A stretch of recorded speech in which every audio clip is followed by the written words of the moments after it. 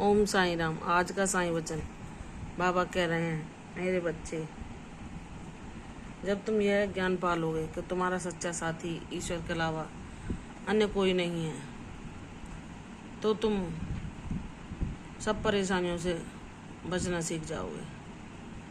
क्योंकि तुम फिर इतने अपने व्यवहार के प्रति सचेत हो जाओगे कि तुम अपना व्यर्थ समय ऐसे लोगों के पास बिल्कुल नहीं नष्ट करोगे जो कि तुम्हारी ऊर्जा को व्यर्थ ही बर्बाद करते हैं और अपनी नकारात्मकता से तुम्हें प्रभावित करते हैं। इसलिए मेरे बच्चे, जब तुम यह जान जाओगे कि बाबा ही मेरे सच्चे साथी हैं। जब मैं दुख और कष्टों से लड़ रही थी तो मेरे बाबा के अतिरिक्त कोई नहीं था जिसने मेरा साथ दिया। लेकिन बाबा की कृपा से जब मैं स्वस्थ हो गई और सबकी सेवा करने लगी तो स्वार्थवश लोग अपने इस्तेमाल के लिए मीठे बोल बोलने लगते हैं जब तक उनका मतलब हमसे निकलता है।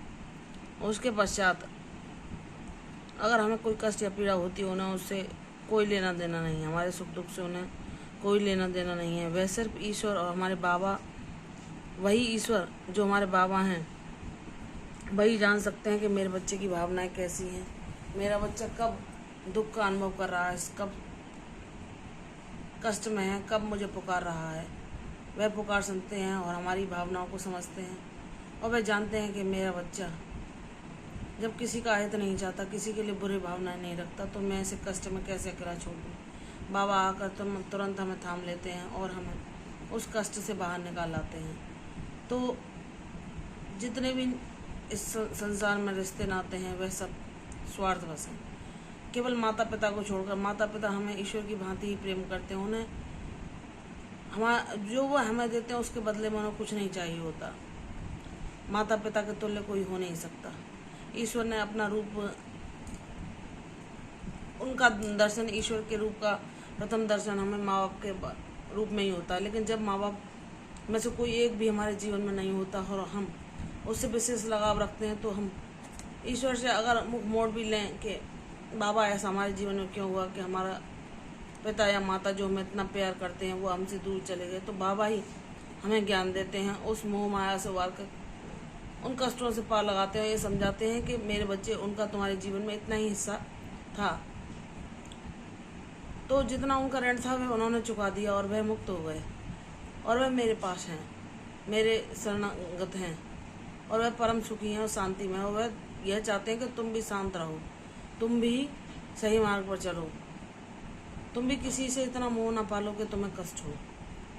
क्योंकि वह तुम्हें मेरे पास से भी देख रहे हैं और वह ये चाहते हैं कि तुम भक्ति मार्ग पर चलो और अपने जीवन का उद्देश्य पाओ। तुम अपने लिए सब कुछ बेहतर करो, जो बाबा दिखाते हैं उस मार्ग पर चलो, बाबा के शरणागत रहो, बाबा से दिए हुए ज्ञान को अपने आचरण में उतारो, उसको अपने व्यवहार में लाओ, ताकि तुम सच्चे अर्थों में साईं भक्त कहला सको। बाबा कहते हैं, मेरे बच्चे, भले ही लोग अपने समय को काटने के लिए वो अकेलापन महसूस करते तो तुमसे बातें करते हैं, लेकिन कहीं ना कहीं वे अपने, जब उनका अहंकार बातों ही बातों में जागृत हो जाता है तो वह तुम्हें दो बुरे शब्द बोलने से भी नहीं चूकते। और तब तुम्हें दुख होता है कि मैं तो सबके लिए अच्छा चाहता हूँ, लेकिन मेरे लाख प्रयासों, लाख कोशिशों के बावजूद भी, जब मैंने पूर्ण समर्पण करके इनके प्रति भी अपने कर्तव्यों को अच्छी प्रकार निभाया, फिर भी ये मेरी अहमियत या मेरे महत्व को ना समझकर मुझे 2 क्षण में अपने अहंकार के कारण 100 बातें सुना देते हैं। तो मेरे बच्चे, जाने दो, ये उनकी प्रकृति है, ये उनका व्यवहार है, ये उनका अहंकार है। तुम्हें इन दुर्गुणों से कुछ नहीं लेना देना। तुम मेरे बच्चे हो, लेकिन इन दुर्गुणों और इन दुखों से तुम बच सको तो इसके लिए तुम्हें इतना ज्ञानवान बनना होगा, इतना अपने अंदर सद्बुद्धि को धारण करना होगा कि ऐसे लोगों से जितना संभव हो सके उतना दूर रहो, जितना हो सके उतना बचो। उनके पास अपनी पवित्र ऊर्जा को व्यर्थ ना करो, जो तुम्हारे चंचल मन को और अधिक प्रलोभन देती हैं भक्ति मार्ग से अलग जाने का। इसलिए मेरे बच्चे, तुम मेरे प्यारे बच्चे हो, तुम पवित्र ऊर्जा वाले हो। तुम बार बार मुझसे विनती करते हो कि बाबा, मेरा आपके अलावा कोई नहीं, आपने ही मुझे संभाला है, ये सांसें जो चल रही हैं ये आपकी दी हुई है, मेरे हृदय में जो धड़कन है वह आपकी कृपा से ही संभव है। क्योंकि मैंने जितनी विपत्तियाँ झेली हैं उनमें आपका सहारा मुझे प्राप्त ना होता तो मैं आज जो बोल रही हूँ यह संभव ही नहीं हो पाता।